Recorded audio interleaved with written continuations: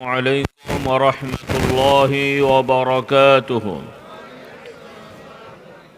বাচ্চারা তোমরা এই যে মাঝে ফাঁকা আছে, আগে এসো, আগে এসো। ছেলেরা বাচ্চারা মাঝে ফাঁকা জায়গাটা পূর্ণ করো। হ্যাঁ, এই যে ফাঁকাটা পূর্ণ করে বসো, আগে এসো, আগে এসো। হ্যাঁ, একটু স্বেচ্ছাসেবক যারা আছেন ভেতরে ঢুকিয়ে দেন।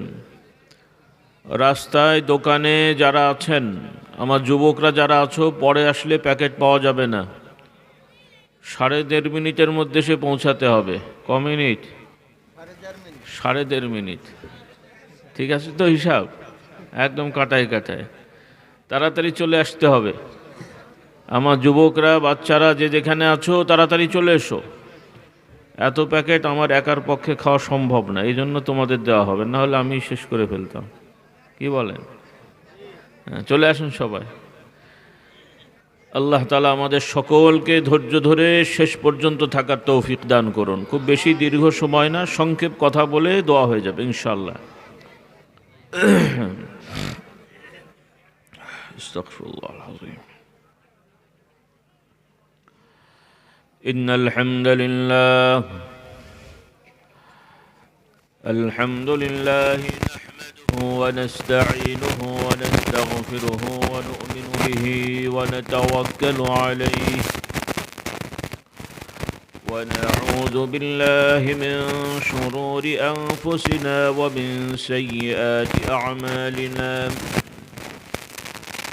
من يهده الله فلا مضل له ومن يضلله فلا هادي له. وأشهد أن لا إله إلا الله وحده لا شريك له. وأشهد أن محمدًا عبده ورسوله صلى الله عليه وعلى آله وأصحابه وبارك وسلم. أما بعد فأعوذ بالله من الشيطان الرجيم. وسارعوا إلى مغفرة من ربكم وجنة عرضها السماوات والأرض أعدت للمتقين. আল্লাহ রাব্বুল আলামিনের শানে আমরা শুকরিয়া আদায় করছি, বলি আলহামদুলিল্লাহ।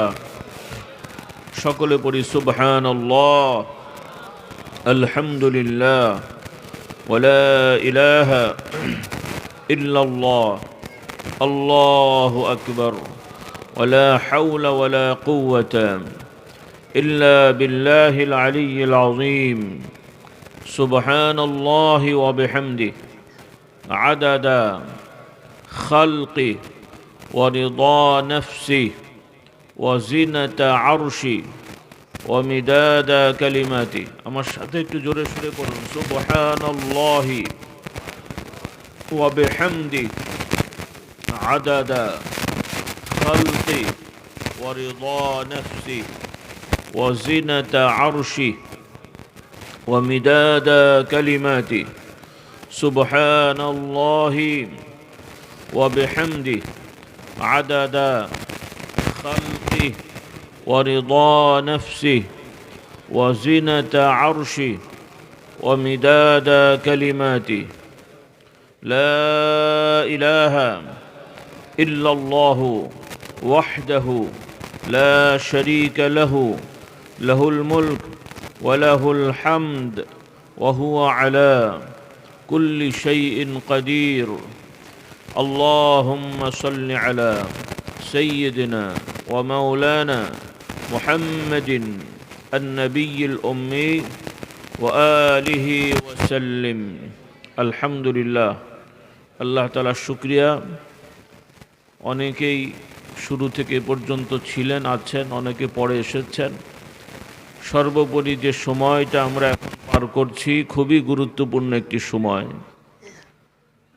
রাসূলুল্লাহ সাল্লাল্লাহু আলাইহি ওয়াসাল্লাম আমাদের শিক্ষা দেন, যখন রাতের মধ্যমাংশ পার হয়ে, মাঝরাত পার হয়ে শেষের দিকে যায়, শেষ রাত চলে আসে, আল্লাহ রাব্বুল আলামিন বান্দাদেরকে ডেকে ডেকে বলেন, হে আমার বান্দারা, কার কি প্রয়োজন আছে আমাকে বলো, আমি তোমাদের প্রয়োজনে সাড়া দেবো। তোমাদের কার কি সমস্যা আছে বলো, সমাধান করে দেবো। কার কি বলার আছে বলো, আমি তোমাদেরকে দান করব। বলুন সুবহানাল্লাহ।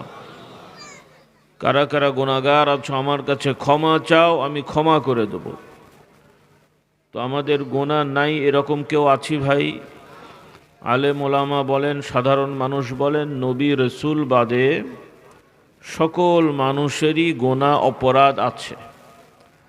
অপরাধ নাই, গুনাহ নাই শুধু নবী রসুলগণের, মানুষের মধ্যে। ফেরেশতারা তো আর অন্যায় অপরাধও করেন না, আবার নেক আমল করে জান্নাতেও যাবেন না। ফেরেশতাগণের জান্নাতও নাই, জাহান্নামও নাই। পশু পাখিরও জান্নাতও নাই, জাহান্নামও নাই। তবে কিন্তু বিচার আছে। কি আছে? বিচার আছে। কথা বোঝা যাচ্ছে? মূলত রেওয়াজ হয়ে গেছে দীর্ঘ বছর ধরে, সারা রাত হওয়ার আগে একটা প্রেক্ষাপট ছিল। যাই হোক, সেগুলো আর বলে সময় ব্যয় করছি না।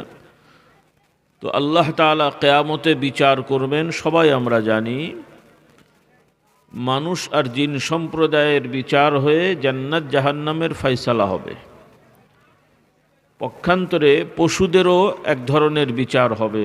তাদের জান্নাত নেই, জাহান্নাম নেই। তবে কেমন বিচার হবে ভাই? কে বলতে পারবে দেখি? কে বলতে পারবেন? পশুদের বিচার হবে, জান্নাত হবে না, জাহান্নাম হবে না। তাহলে বিচারটা কি হবে? বুঝতে পারছেন না? পশুদের বিচার হবে, আরবিতে বলে কিসাস। অর্থাৎ কোনো পশু যদি আর একটা পশুকে অবিচার করে, জুলুম করে, তাহলে ওই জুলুমের কিয়ামতের ময়দানে তার প্রতিশোধের ব্যবস্থা হবে। কি হবে? প্রতিশোধের। কথার কথা, একটা গরু যদি আর একটা গরুকে অন্যায়ভাবে গুঁতিয়ে থাকে, কিভাবে? অন্যায়ভাবে গুঁতিয়ে থাকে, তাহলে কিয়ামতের ময়দানে এইটারও তাদের ফয়সালা করে দেওয়া হবে। সুবহানাল্লাহ। কথাটা বিশ্বাস হলো? সবার হয়নি মনে হচ্ছে। জোয়ানদের একটু কেমন কেমন লাগছে, যে আবার কেমন কথা হলো নাকি? আল্লাহ তাআলা এই বর্ণনা আমাদের শিক্ষা দিয়েছেন এজন্যে, যাতে আমরা বুঝতে পারি যে আল্লাহ তাআলার বিচারটা কত নিখুঁত হবে। বলুন সুবহানাল্লাহ। দুনিয়ার বিচার হয়, ভালো বিচারও হয়, আবার বিচারের নামে অন্যায়ও হয়। অনেক লোক অপরাধ করেনি, ফাঁসি হয়ে যায়। আবার ফাঁসি হওয়া দরকার এই রকম লোক একদম ফুলের মালা দিয়ে জেলখানা থেকে বেকসুর খালাস হয়ে যাচ্ছে। আল্লাহ আমাদের হেদায়েত দান করুন। তাও আবার মুসলমান দেশে মুসলিম নামধারী বিচারকদের দ্বারায়, মুসলিম ব্যারিস্টারদের সহযোগিতায়। তাহলে কি এতদিন আইন আদালত পড়লো বলেন দেখি? আল্লাহ আমাদের সবাইকে হেদায়েত দান করুন। বলুন আল্লাহুম্মা আমিন। আমার মুসলমান ভাই বোনেরা, এখানে ভাইয়েরা আছেন, মা বোনরা আছেন। এই দুনিয়া স্থায়ী নয়, সবাই জানি। মরতে হবে, সবাই জানি, কে না জানে। কিন্তু মরাটা শেষ নয়। কিয়ামতের বিচার আছে, সেটাও আমরা মুখে বলি, কিন্তু অন্তরে অনেকের বিশ্বাস মনে হচ্ছে নাই। কারণ যারা বিশ্বাস করবে কিয়ামতে বিচার হবে, আল্লাহ দরবারে দাঁড়াতে হবে, তারা কি এই ধরনের কাজগুলো করতে পারে ভাই? দুনিয়ায় মানুষ মানুষকে খুন করছে, ঝগড়া করে বাড়ি পুড়িয়ে দিচ্ছে, সেই আগুনে মানুষ মারা যাচ্ছে। এগুলো কোনো মানুষের কাজ হতে পারে? মুসলমান তো দূরের কথা, একটা মানুষেরও তো একটা মনুষ্যত্ব আছে। আজকে মুসলমানের ঘরে মুসলমান তো নেই, অমানুষ হয়ে গেছে। বলুন নাউজুবিল্লাহ। মানুষের ক্ষতি করার জন্য তারা পায়তারা করছে। আল্লাহ তাআলা যেগুলোকে নিষেধ করেছেন, হারাম করেছেন, সেগুলো এখন আমাদের আনন্দ ফুর্তির বিষয় হয়ে দাঁড়িয়েছে। বলুন নাউজুবিল্লাহ। তো আমার ভাই বোনেরা, আপনারা আমাদেরকে ভক্তি করেন, ভালোবাসেন, দোয়া চান। তো দোয়া চাওয়ার মানে কি? আলেম ওলামা আল্লাহর কাছে বলবেন, আল্লাহ এই লোকটাকে ভালো, এই লোকটার কল্যাণ দেন, এই লোকটার সমস্যা দূর করে দেন। এইগুলোই তো দোয়া নাকি? হুজুর কি কোনো কিছু করার ক্ষমতা রাখেন? আপনাদের দেশে মনে হয় রাখে কোনো কোনো ন্যাংটা বাবা, পাল্টা বাবা, আছে এরকম। ওই বিভিন্ন মাজারের নামে হয়তো যারা কবরে ছিল বা কবরে আছেন, দুনিয়ায় যখন ছিলেন ভালো মানুষ ছিলেন, মারা গেছেন, তাদেরকে কেন্দ্র করে মাজার হয়ে গেছে, সেখানে দান বাক্স বসানো হয়েছে। সেই দান বাক্সে আবার মানত নিয়ত করে অনেক মানুষেরা টাকা পয়সা দেয়। ওই কবরে যে বেচারা আছেন মাটির তলায়, উনি তো খান এগুলোর দিয়ে নাকি? তাহলে এই টাকাগুলো কারা খায়? দেখা যায় যে এই মাজারকে কেন্দ্র করে আবার কিছু লোক, খাদেম সাহেব নামধারী আছে, এদের অনেকেই নামাজ পড়ে না, উল্টো আরও গাঁজা খায়, মদ খায়, আরও অন্যান্য এমন এমন বিষয় আছে যেগুলো মুখে বলাও সম্ভব না।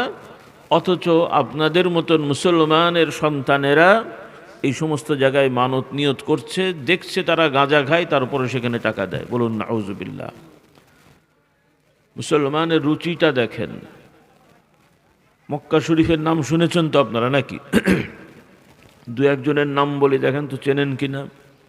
আলহাজ আবু জেহেল নাম শুনেছেন? হ্যাঁ, আলহাজ আবু তালেব। কথা পছন্দ হয়নি মনে হচ্ছে। খুব ভালো লোক ছিল তো নাকি? কি সমস্যা?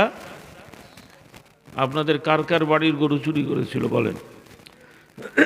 আবু জেহেল আবুল হাব আপনাদের এলাকায় এসে গরু চুরি করেছিল, মুরগি, ছাগল, হাঁস, বাংলাদেশের টাকা আত্মসাৎ করেছিল, কাবা শরীফের ফান্ডের টাকা। তো আবু জেহেল আবুল আহাবও জীবনে কোনো দিন কাবা শরীফের অনুদানের টাকা আত্মসাৎ করেনি, কিন্তু মুসলমানের বাচ্চারা মসজিদের টাকা আত্মসাৎ করে। আপনাদের দেশে নেই মনে হয় এরকম চিজ। আল্লাহ হেদায়েত দান করো। কেমন মুসলমান দেখেন। আমি নিজে সত্য ঘটনা আমি দেখে, আমি তো আর চুরি করতে দেখিনি, তবে সেখানে গেলাম। এক জায়গায় ঢাকায় জলসায় গেছি, তো মসজিদ কমিটি নিয়ে কথা উঠলো। তো সেখানে বলা হলো যে ওই কমিটির সেক্রেটারি মসজিদের 1500 লাখ টাকা আত্মসাৎ করে মালয়েশিয়ায় যে বসে আছে। কি অবস্থা দেখেন। এরপরে আবার অনেক কথাবার্তাই শুনছি, সেগুলো আর বলার দরকার নেই, সবই আপনারা জানছেন, শুনছেন। এখন কে কতটুকু করছে বাবা, কারটাই বা বিশ্বাস করবো সেও তো বুঝতে পারছি না। একজনেরটা আর একজনের ঘাড়ে চাপিয়ে নিজে চুরি করতে, সে বাজকে জানে। কথা বুঝেননি? এখন তো সবই উল্টো পাল্টা হচ্ছে।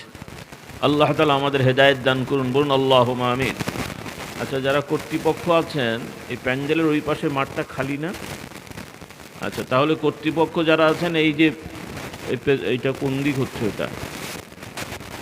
ওইটা পূর্ব দিক, এটা পশ্চিম। আচ্ছা, পূর্ব দিকের এই কাপড়টা অল্প একটু তুলে দেন, দিয়ে ওই বাইরে ফাঁকা জায়গায় বসুক সবাই।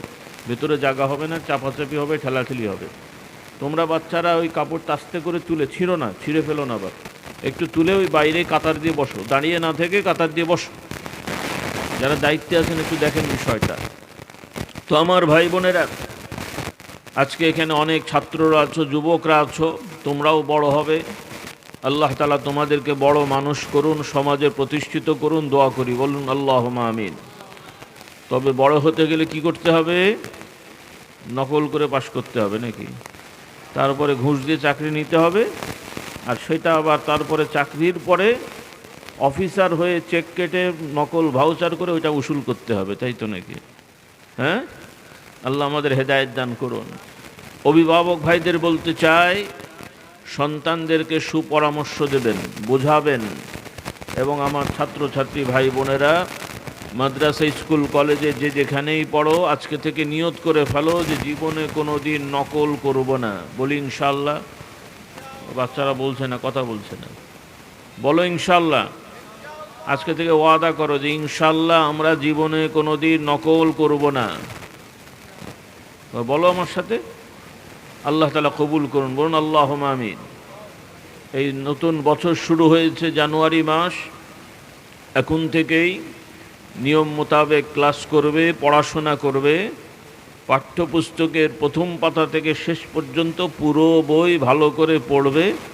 পরীক্ষার সময় আল্লাহর কাছে ভরসা করে সুন্দর করে পরীক্ষা লিখবে এবং আল্লাহ তাআলার কাছে সাহায্য চাইবে। আশা করি আল্লাহ তাআলা তোমাদেরকে সমাজে প্রতিষ্ঠিত করবেন। বলুন আল্লাহুম্মা আমিন। কারণ চুরি করা যেমন অন্যায়, মিথ্যে কথা বলা অন্যায়, ডাকাতি করা অন্যায়, ওইভাবে ধোঁকা দেয়া এটা একটা কবিরা গুনাহ, বড় অপরাধ। রাসূলুল্লাহ সাল্লাল্লাহু আলাইহি সাল্লাম বলেন, যারা আমাদের মধ্যে মুসলমান নামধারী নিয়ে মুসলমান হিসেবে যারা নিজেদের পরিচয় দেয় কিন্তু মানুষকে ধোঁকা দেয়, আল্লাহর নবী বলছেন এই ধোঁকাবাজ যারা হয়, মানুষকে যারা ধোঁকা দেয় তারা মুসলমানের দলভুক্ত হয় না। বলুন নাউজুবিল্লাহ। ধোঁকা দেওয়াটা মুসলমানের স্বভাব হতে পারে না। এরপরে আমানতদারিতার খেয়ানত হয়। আর এক্ষেত্রে বড় আফসোস লাগে যে অনেক শিক্ষকরাও এটাতে সুযোগ করে দেয়। শিক্ষকরা সুযোগ না দিলে তো এটা এত বাড়তে পারে না। সেজন্য মাদ্রাসা, স্কুল, কলেজে যারা শিক্ষক শিক্ষিকা আছেন, আপনারাও আল্লাহর কাছে তওবা করবেন। যারা এই সমস্ত অন্যায় অপরাধে জড়িয়ে আছেন, যে নকল সাপ্লাই দেওয়া, নকলের সুযোগ দেয়া, এই ধরনের কাজে যারা আছেন, আপনারাও যারা শুনছেন বা তাদেরকে শোনাবেন, বোঝাবেন। কারণ কিছু কিছু শিক্ষকরা আবার শুধু সুযোগ দেয় না, এই নকলের সুযোগ দিয়ে, নকল সাপ্লাই দিয়ে আবার পয়সাও নেয়। হ্যাঁ, এগুলো আছে না? নাই? এমনকি কিছু কিছু মাদ্রাসাতেও এগুলো আছে, শুধুমাত্র স্কুল কলেজ না। টাইটেল পাস মাওলানা, দাওরা ফাজেল পাস মাওলানা, এরা পর্যন্ত নকল সাপ্লাই দিয়ে পয়সা নেয়। বলুন নাউজুবিল্লাহ। সমাজের অবস্থাটা কি দেখেন। এই জন্য যারা শিক্ষক শিক্ষিকা আছেন, ছেলে মেয়ে সকলকে আহ্বান করব, আল্লাহকে ভয় করতে হবে, আমানতদারিতা ঠিক রাখতে হবে। ইসলামের বিধান শুধু নামাজ, রোজা, হজ, যাকাত নয়, নিঃসন্দেহে এগুলো বড় বড় বিধান, এগুলো মানতে হবেই। পাশাপাশি আমানতদারিতা রক্ষা করতে হবে। কোরআনুল কারীম আল্লাহ রাব্বুল আলামিন বলেন, ইন্নাল্লাহা ইয়া'মুরুকুম আন তু'আদ্দুল আমানাতি ইলা আহলিহা ওয়া ইযা হাকামতুম বাইনান নাসি আন তাহকুমু বিল আদল। আল্লাহ তাআলা বলছেন, তিনি তোমাদেরকে লক্ষ্যে হুকুম দেন, নির্দেশ দেন যে তোমরা যার যার প্রাপ্য অধিকার তার কাছে পৌঁছিয়ে দাও। আর মানুষের মধ্যে বিচার সালিশ করার যখন দায়িত্ব পাবে তখন ন্যায় বিচার করবে। কি বিচার করবেন? হ্যাঁ, শুধু কোর্ট কাচারির বিচার বলে কথা না, সামাজিক সালিশ অনেক সময় হয় না? দেখা যায় যে মোড়লেরা দুই গ্রুপ থেকে পয়সা খায়, আবার তারপরে আরেক গ্রুপের দিকে সালিশ করে বেচারাকে ঠকিয়ে দেয়। এরকম আপনাদের দেশে নেই মনে হয়। আল্লাহকে ভয় করতে হবে। যারা গ্রামের মোড়ল, মানুষ মানে অথবা না মানলেও ঘাড়ে চেপে আপনি নিজেকে বড় করে ফেলেছেন, লোকে মানে না, নিজে মোড়ল, এরকম কিছু লোক আছে না? সন্ত্রাসী বাহিনী দিয়ে নিজে মোড়ল হয়ে বসে আছে। মানুষ কথা না শুনলে তার বিরুদ্ধে বিভিন্ন রকমের শয়তানি করে। আল্লাহ তাআলা এদেরকে হেদায়েত দান করুন। একটু জোরে বলেন। আর যদি হেদায়েত কপালে না থাকে, আল্লাহ তাআলা এদের কুকুর বিড়ালের মতন রাস্তায় মরার ব্যবস্থা করে দেন। কি ভয় লাগছে নাকি? দোয়া করতে ভয় লাগছে? আমি তো আর মারতে বলিনি, দোয়া করেন। বলেন, আল্লাহ জালিমদেরকে কুকুর বিড়ালের মতন রাস্তায় মরার ব্যবস্থা করে দেন। জোরে। আর কতদিন জুলুম করবে? আল্লাহ তাআলা আমাদের হেদায়েত দান করুন। বলুন আল্লাহুম্মা আমিন। এবং হবে ইনশাআল্লাহ। আমরা আশাবাদী, নিরাশ নই। আজ হোক কাল হোক জালিমদের পতন হবেই হবে ইনশাআল্লাহ। এই জন্যে আগে থেকে সাবধান করছি। আমরা চাই না কারো ক্ষতি হোক, কিন্তু তোমরা মানুষের ক্ষতি করবে আর নিজেরা শান্তিতে থাকবে, এত আশা করা ঠিক নয়। আল্লাহ তাআলার বিচার আছে। আল্লাহ তাআলা সাময়িক ছাড় দেন, ছেড়ে দেন না।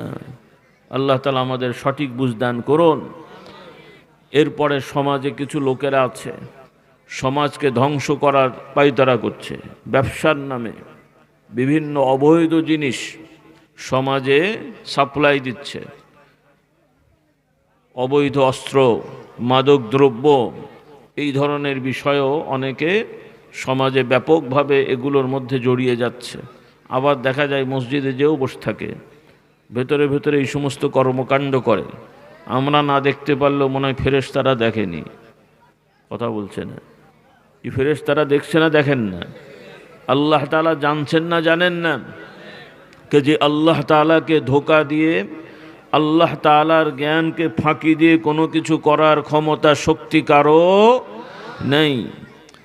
সেজন্য প্রথমত গোয়েন্দা বিভাগ, তাদের সোর্স এবং বিশিষ্ট বিভিন্ন বিভাগের যারা আছেন, আপনারা কঠোর হন, সতর্ক হন।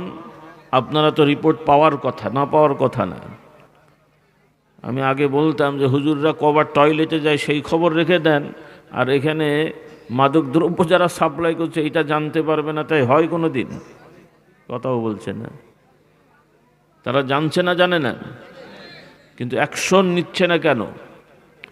যথাযথ অ্যাকশন আপনারা নিচ্ছেন না, আপনারাও কিন্তু পার পাবেন না। কারণ সমাজের এই সমস্ত নিরাপত্তা বিধান করা, এগুলো আপনাদের ইমানি দায়িত্ব, মৌলিক দায়িত্ব। যদি না করেন, দুনিয়ায় কিছু হোক না হোক, কিয়ামতে কিন্তু ছাড় হবে না। কিয়ামতে ছাড় পাওয়া যাবে না, কারণ এগুলো আপনাদের দায়িত্ব। সমাজকে যারা কলুষিত করতে চায়, সমাজকে যারা ধ্বংস করতে চায়, তাদের ডাঁটা রেখে তাদেরকে শাস্তির আওতায় নিয়ে আসা, এগুলো তাদের ইমানি দায়িত্ব। যদি পালন করেন, আলহামদুলিল্লাহ, আল্লাহ তাআলা দরবারে অনেক বড় প্রতিদান পাবেন। আর পালন না করলে দুনিয়াতেও আজ হোক কাল হোক বিপদে পড়তে হবে ইনশাআল্লাহ, আর আখিরাতে তো কোনো ছাড় নাই। এজন্য যারা যে দায়িত্বে আছেন সঠিকভাবে দায়িত্ব পালন করুন, অপরাধীদেরকে চিহ্নিত করুন, অপরাধীদেরকে যথাযথ শাস্তি দান করুন, তা না হলে আমানতের খেয়ানত হবে। আল্লাহ তাআলা আমাদের এগুলো করার তৌফিক দান করুন।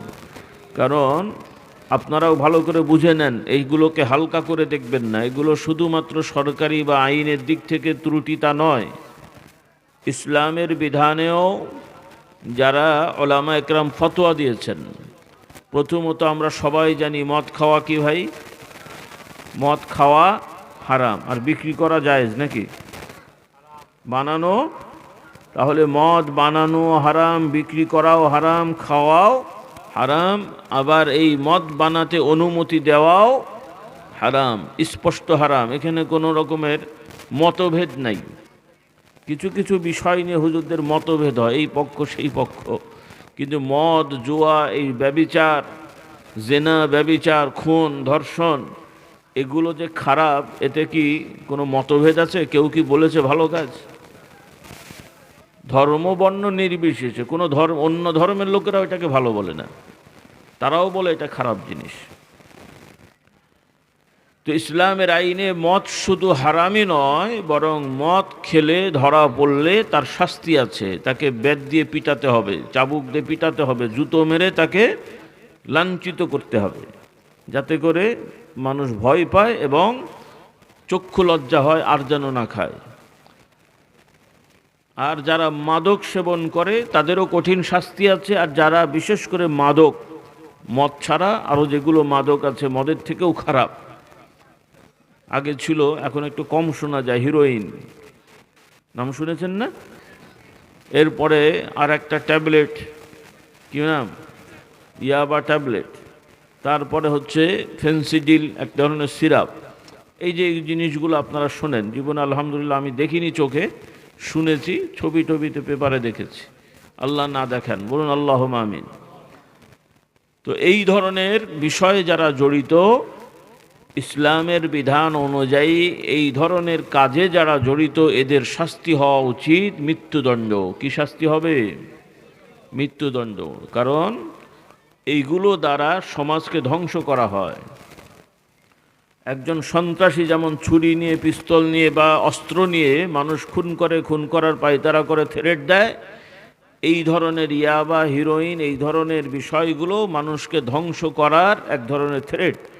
কারণ এই যুব সমাজ ধ্বংস হয়ে যায়, তাদের লাইফটাই বরবাদ হয়ে যায়। এই বেঁচে থাকা না থাকার মধ্যে আর কোনো তফাৎ থাকে না, এবং মৃত্যুরও কারণ হয়। সেজন্য ইসলামী কোর্ট, শরিয়া কোর্ট যে সমস্ত জায়গায় আছে, তারাও এই মাদকের সাথে যারা সম্পৃক্ত, এদের শাস্তি ঘোষণা দিয়েছে মৃত্যুদণ্ড। আর ইসলামের আইনের শাস্তিগুলো শুধু গোপনে দেওয়া হয় না, বা এমনি ঘরোয়াভাবে দেওয়া হয় না, ওপেনলি, উন্মুক্তভাবে দেওয়ার বিধান আছে, যাতে করে মানুষের মধ্যে অন্যায় সম্পর্কে সচেতনতা আসে এবং ভয় সৃষ্টি হয়। এখনও প্রচলিত নিয়মে আইন আছে চোরের শাস্তি দেয়া, কিন্তু চোরের শাস্তি কি জেলখানায় গেল জরিমানা দিল, অতটা গায়ে লাগে না। কিন্তু আল্লাহর আইন যদি হতো চোরের শাস্তি, আপনারা তো শুনেছেন আশা করি, চোরের শাস্তি কি বলেন তো? তাহলে চোরের যদি হাত কাটা হয়, আর কিছু চোর হাত কাটার পরে, হাত সে তো সমাজে চলতেই হবে, মানুষ দেখছে যে চোরের হাত কাটা হয়েছে, একটা সুস্থ মানুষ চুরি করার কি আর সাহস পাবে? ও না খেয়ে থাকলেও চুরি করার নামও চিন্তা করবে না। ওই ধরনের মাদক সেবনে যারা থাকে, মাদক সাপ্লাইয়ে, এদের শাস্তি হবে। এরপরে সন্ত্রাসী কর্মকাণ্ড যারা করে, ডাকাতি, চাঁদাবাজি, অস্ত্রশস্ত্র নিয়ে বিভিন্ন দোকানে যে ব্যবসায়িক প্রতিষ্ঠানে যে থ্রেট দিয়ে যারা টাকা নেয়, এদের শাস্তি আল্লাহর আইনে মৃত্যুদণ্ড হওয়া। কি হওয়া? কি হওয়া? আর এই মৃত্যুদণ্ড শুধু ঘরে নিয়ে যে মানে মৃত্যুদণ্ড দেয়া না, এদেরকে মৃত্যু নিশ্চিত করে মৃত্যুদণ্ড দিয়ে বড় বড় রাস্তায় ঝুলিয়ে রাখতে হবে কয়েকদিন, যেন মানুষ দেখে যে এই রকম অন্যায় করলে এই শাস্তি হয়। সুবহানাল্লাহ বললেন না? কি আপনাদের কি মনে হয় এগুলো দরকার আছে না নেই? যদি শান্তি চান, অপরাধীদেরকে এভাবে শাস্তি দিতে হবে। এখন দেবেটাকে, যারা দেবে তারাও তো এর সাথে আবার পার্সেন্টেজ খাচ্ছে, তার কে করবে রে বাবা? আল্লাহ আমাদের হেদায়েত দান করুন। এই জন্যে ভাইয়েরা, কেউ কিন্তু পার পাবেন না। আল্লাহ তাআলার দরবারে বিচার হবেই, দুনিয়ার বিচার তো আছেই। আল্লাহ তাআলা তো দেখাচ্ছেন, আমরা কারো ক্ষতি চাই না। ফিলিস্তিন দেখেন, লক্ষের উপরে প্রায় মানুষ হত্যা হয়ে গেছে পর্যন্ত, যদিও হিসাব দিতে 50-60 হাজার, হিসাবটা এরকম নয়। একটি এলাকা, পুরো এলাকাটাকে একদম ধ্বংস করে দিয়েছে। আল্লাহ রাব্বুল আলামিনের বিচার দেখেন, এখন তাদের এলাকা আল্লাহ পুড়িয়ে সরকার করে দিয়েছে। সুবহানাল্লাহ বললেন না? কাজে বিচার হবে ইনশাআল্লাহ। এজন্য আপনারাও সতর্ক হন। এটা যে আমেরিকায় হচ্ছে আপনাদের হবে না তা কিন্তু মনে করেন না। আল্লাহর বিচার যখন শুরু হবে, এই বাংলাদেশের যারা মুসলমানের বাচ্চা দাবি করে মানুষকে হত্যা করছো, মানুষের কষ্ট দিচ্ছ, মানুষ সমাজে বিশৃঙ্খলা ছড়াচ্ছ, তোমরাও ইনশাআল্লাহ অচিরেই তোমরা নির্বংশ হবে ইনশাআল্লাহ। বলেন ইনশাআল্লাহ, আরো জোরে বলেন ইনশাআল্লাহ। আল্লাহ জালেমগুলোকে নির্বংশ করে দাও, আর যেগুলো থাকবে এমন বংশ হবে যেন কিয়ামত পর্যন্ত মানুষ জানে যেগুলো শয়তান ছিল। আল্লাহ তাআলা আমাদের সবাইকে সঠিক বুঝদান করুন। এরপরে আমার ভাই বোনেরা, আল্লাহর আইন, পুরুষ নারী প্রত্যেকের অধিকার সঠিকভাবে আদায় করা, যেটা সমাজে এখন হচ্ছে না। অনেক স্বামীরা আছেন স্ত্রীর অধিকার দিচ্ছেন না, অনেক স্ত্রীরা স্বামীর অধিকার আদায় করেন না, পরিবারে অশান্তি লেগে আছে অধিকার না পাওয়ার কারণে।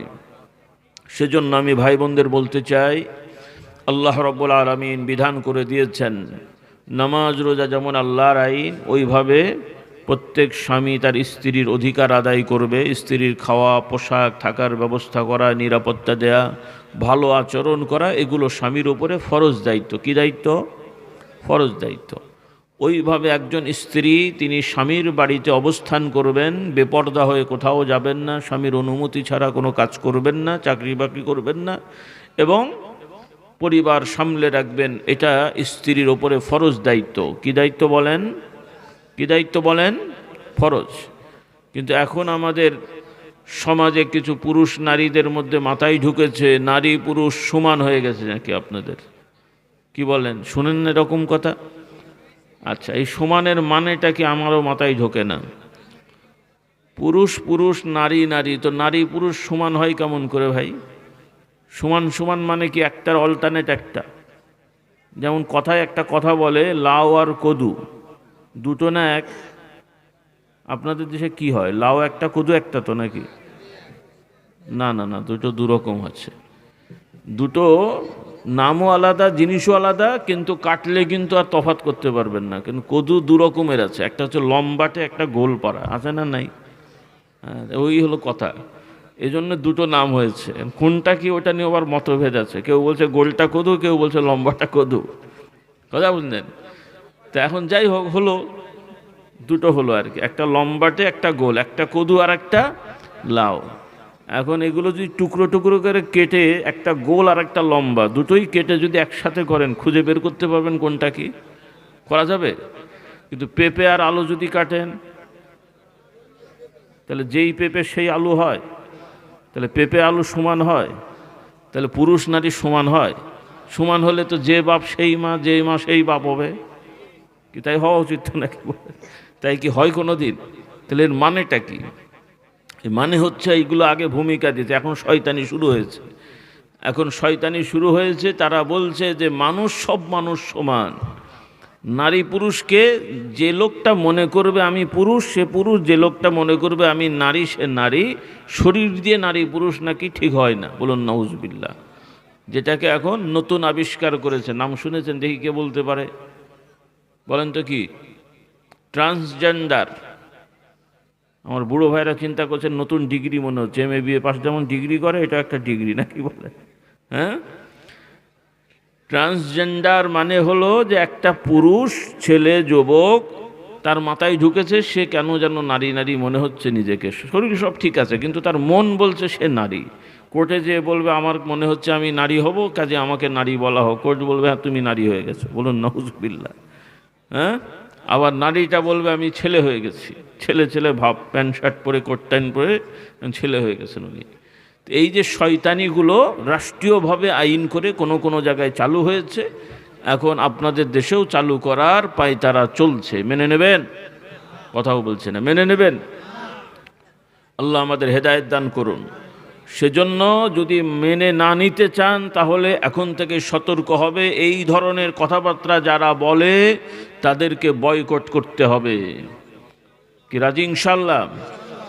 এই ধরনের লোকদেরকে যে দলে রাখা হবে সেই দলের সাথে থাকা যাবে না, কঠোর হতে হবে। ঈমান আগে না দুনিয়া আগে? কবর আগে না সিংহাসন আগে? কাজে কবর ঠিক করে সিংহাসনে বসেন। সিংহাসনে বসতে যে কবরকে জাহান্নামের টুকরো যেন না বানাই আমরা।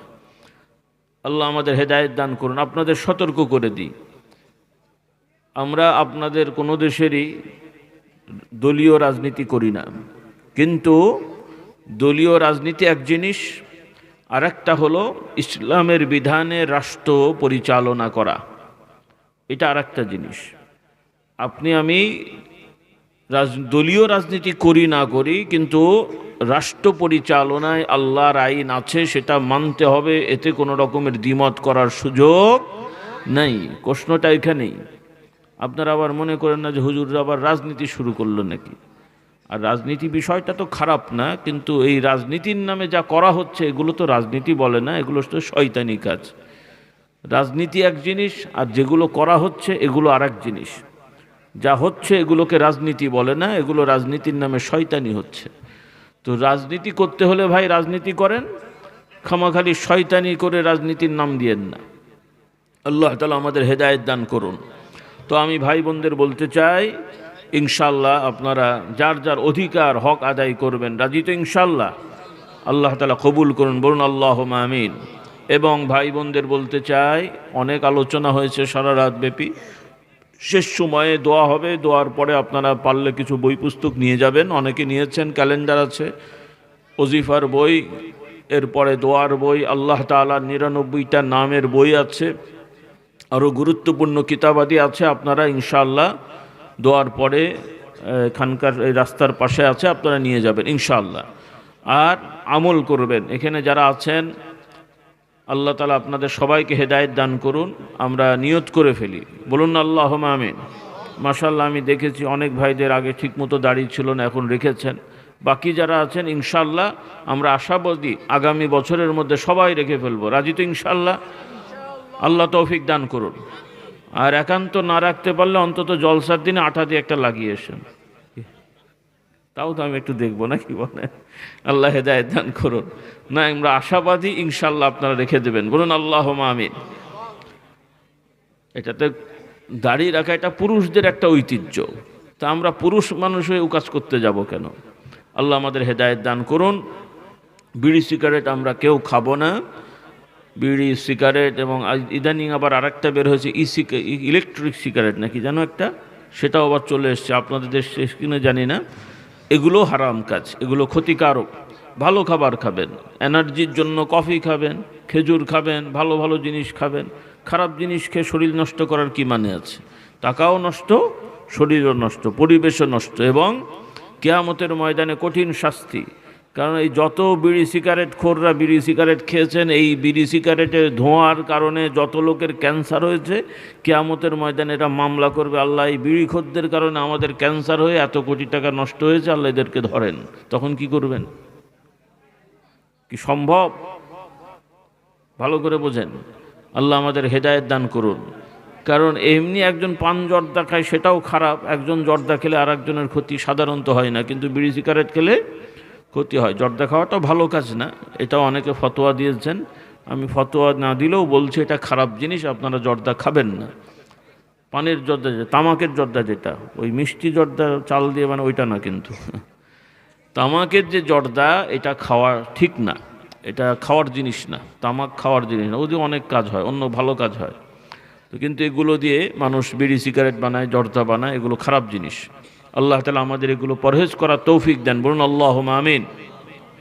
আর যে কথা আমি বলছিলাম, ভাই বোনেরা জিকির আজকার করবেন। পুরুষেরা ফজরের নামাজ জামাতে পড়বেন, এরপরে জিকির আজকার করবেন। মা বোনেরা যথা ওয়াক্তে ফজর পড়বেন, জিকির আজকার করবেন। রাসূলুল্লাহ সাল্লাল্লাহু আলাইহি সাল্লাম বলেন, যে ব্যক্তি ফজরের নামাজ জামাতে পড়বে, তারপরে মসজিদে বসে থেকে জিকির আজকার করে সূর্য ওঠার পরে 2 বা 4 রাকাত, 2 রাকাত অথবা 4 রাকাত নফল সালাত আদায় করবে, এই আমলের ওসিলায়, ওজিফা এবং এই নামাজের ওসিলায়, ফজরের নামাজের সাথে আল্লাহ রাব্বুল আলামিন তাদের নামায় আমলে পূর্ণাঙ্গ একটা হজ এবং ওমরার সওয়াব দান করবেন। আমার ভাইরাও আমলটা শুরু করেন, মুরিদ হন না হন, আমলটা করবেন ইনশাআল্লাহ। যুবকরাও সুযোগ আছে, তোমরা করো ইনশাআল্লাহ। যুবকরাও মসজিদগুলো দখল করো, আগে আগে মসজিদে যাও, মসজিদে বসো। কারণ অনেক বয়স্করা দীর্ঘ সময় মসজিদে বসে থাকা সম্ভব না, কিন্তু যুবকদের মাশাআল্লাহ স্কুল কলেজে বসে থাকা, পড়াশোনার অভ্যাস আছে, কাজেই 2-4 ঘন্টা মসজিদে বসে থাকা খুব কঠিন না। তো কয়েক ঘন্টা দরকার নেই, অন্তত 1-1.5 ঘন্টা মসজিদে বসে জিকির আজকার করার অভ্যাস করো। আল্লাহ তাআলা তোমাদের বরকত দেবেন, বলুন আল্লাহুম্মা আমিন। পড়াশোনা ভালো করে করো এবং আল্লাহর কাছে সাহায্য চাও। অভিভাবকের আপনার ছেলেরা যেই যেই বিষয় পড়তে চায়, ভালো বিষয় হলে তাদেরকে উৎসাহ করবেন। তারা একটা চায়, আপনি আর একটা চাইবেন, এভাবে উল্টো করে বাচ্চাদেরকে পড়ালে তারা দেখা যায় সেগুলো রপ্ত করতে পারে না।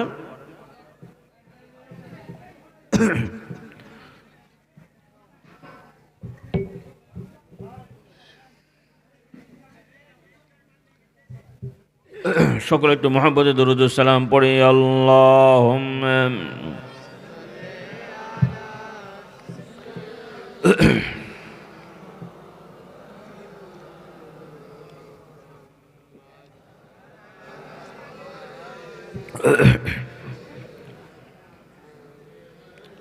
সাল্লাল্লাহু আলাইহি ওয়া আলিহি ওয়াসাল্লাম। তো যাই হোক, আজকে আর বেশি কথা নয়, যেহেতু সারা রাত মাহফিল হয়েছে, আর যে সময় আমরা ওদেরকে দেওয়া হচ্ছে এই সময় দীর্ঘ কথা বলা বা অনেক বোঝার বিষয় বলাটার পরিবেশ থাকে না। যা বলেছি বিক্ষিপ্ত আকারে আপনারা আমল করবেন ইনশাআল্লাহ, আল্লাহ তাআলা কবুল করুন। মা বোনরা সবাই তওবা করবেন, সবাই দোয়া করব। রুমালগুলো নিয়ে আসছে আলহামদুলিল্লাহ। আপনারা এই মাহফিল হচ্ছে খুশি না বেজার? এবার খাবার কি হয়েছে ভাই? তাবারও কি খাবার? কি খিচুড়ি, গোশত দেওয়া হয়েছে? কি গরু গোশত কেনা হয়েছে না গরু আনা হয়েছে? গরু কেনা হয়েছে। সাইজ কি? আমার তো মিডিয়াম সাইজ হয়েছে, একটু মোটা তাজা না? আমার মতোই হবে, আমার মতোই হবে। যাই হোক, তো আল্লাহ হেদায়েত দান করুন। যাই হোক, গরু ভালো। তা আমি আশাবাদী আগামীবার একটু কাচ্চি হবে না? যুবকরা উদ্যোগ নিলেই তো হয়, যে আশপাশ থেকে গ্রাম থেকে 2-4টে রাতের বেলা ধরে আনলেই তো হবে ইনশাআল্লাহ। কি হবে না? নেক নিয়তে তোমরা যা করছো, চাঁদাবাজি করে নেক নিয়তে ওনারা কাজ করছে, নাউজুবিল্লাহ বলে। এখন কদিন পরে তো মনে হচ্ছে তাই শুরু করবে ওয়াজ মাহফিল। আপনাদের এখানে না হলেও কোথাও কোথাও এই ওয়াজ নিয়েও চাঁদাবাজি শুরু হয়েছে, জোর করে টাকা নিয়ে খানা করছে। তাবারুক হচ্ছে না হারাম হচ্ছে? কথাও বলে না। কি আপনারা আবার করেন নাই তো?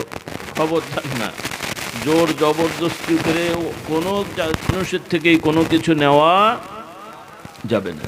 তো যাই হোক, আলহামদুলিল্লাহ আপনাদের কাছে এখন লোকেরা আসছে, সবাই কিছু না কিছু শরিক হবেন ইনশাআল্লাহ। পকেটে হাত না দিলে প্যাকেট দেওয়া হবে না, কি বলেন? হ্যাঁ, আন্দোলন। তো সবাই কিছু কিছু শরিক হবেন। যারা কই রুমাল নিয়ে যান। আচ্ছা, পেছনে এরা বসতে পারছে না, আমি যারা দায়িত্বশীলকে বললাম আপনারা ওই পেছনের কাপড়টা খুলে দিয়ে ওদেরকে বসার ব্যবস্থা করে দেন, না হলে দেওয়া যাবে না, তো অসুবিধা হবে।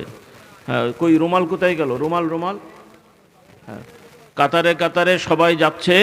আপনারা সবাই যে যা পারেন একটু শরিক হবেন ইনশাল্লাহ, কেউ মাহরুম হবেন না, যে যা পারেন শরিক হবেন, সবাই একটু একটু করে শরিক হন। আল্লাহ তাআলা বরকত দেন, বলুন আল্লাহুম্মা আমিন। ওই যে ভাইয়েরা যাচ্ছেন, আল্লাহ তাআলা কবুল করুন, বলুন আল্লাহুম্মা আমিন। আর খাবারের যারা দায়িত্বে আছেন খাবার নিয়ে চলে আসেন, এনারা রুমাল নিয়ে যাক, আপনারা খাবার দেওয়া শুরু করে দেন। মাহফিলের জন্য না, মাহফিল আচ্ছা আপনার। আচ্ছা, আর এই ছেলেটা বাবার নামে দেবে 1000, মাহফিলে মার নামে ও 1000, ওর মাশাআল্লাহ। নামে 3000, একটু দোয়া করে। কি নাম বাবা? ওর নাম কি?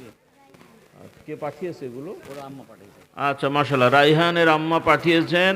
রাইহানের বাবার জন্য 1000, মায়ের জন্য 1000, আর ও নিজে 3000, 5000। বলুন মারহাবা, নারায়ে তাকবীর। আল্লাহ তাআলা দান কবুল করুন, বলুন আল্লাহুম্মা আমিন। যারা রুমালে দিচ্ছেন আমরা সবার জন্য দোয়া করি, সবাই দেবেন ইনশাআল্লাহ, কিছু না কিছু শরিক হয় সবাই, বাচ্চারাও যে যা পারো দেবে ইনশাআল্লাহ। আর যারা খাবারের দায়িত্বে আপনারা বসেন, স্বেচ্ছা